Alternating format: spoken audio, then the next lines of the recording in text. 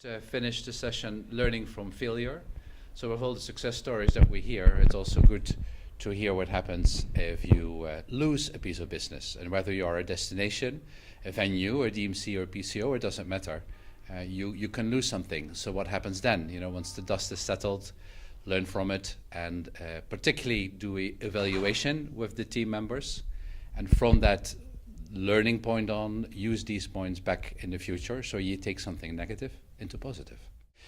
The decision-making process of convincing a conference organization to come to your destination can be having very different aspects of decision-making. Other than the nitty-gritty bit, if it does fit in size and if accommodation is fine and transport is fine, there are some more political or emotional decisions being made, and it's up to you to really analyze that process and making sure you can positively influence that as best as you can.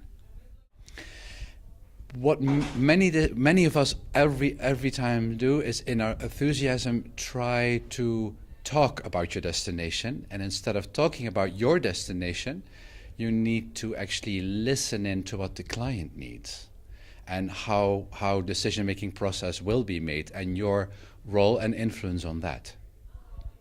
So more listening and less talking.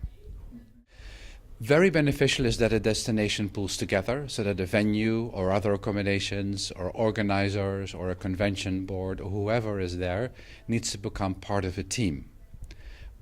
Why? In order to share knowledge and expertise, but also the client demands from the destination that everyone who is part of pulling a convention into the destination is at present at one point in time and shows commitment that they're behind the idea. I would recommend always to call a meeting on every party or person who was part of the destination team and part of the promotion of getting the conference into the destination, and evaluate. And instead of pointing fingers at people or at companies, just to put the story on the table and analyze it together. And then also write a recommendation points and share that again with everyone involved. But leave the personality away. That doesn't make any sense. Leave the emotion away. I looked up Gdansk on the website before I left, not just about the weather conditions, but also a bit about the history. And I was really surprised that at a time that Amsterdam did not exist, this town already was existing. That in golden ages, Gdansk and Amsterdam must have worked together by trade. So that is very interesting. And you also still see a little bit of Dutch influence in some of the city parts, a little bit of the Giebel houses and the merchant houses.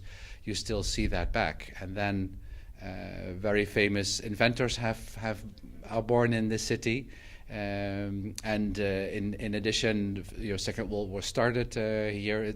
Quite significant world things have really happened in Gdansk. And to be honest, before I participated in the seminar, I had never even looked at Gdansk before. So being here now, I'm very impressed with the city and with the people. I really think that it's a very lovely city. It is very nice to visit a city that kept its heritage and that people painstakingly have rebuilt their history. That shows that the people are proud of where they are from, and that enthusiasm also was shared among the attendees of this meeting, really. And all of us, including myself, I was very impressed with the enthusiasm, but also with the beauty of the historical town center and the meeting hall we were in last night for the welcome reception.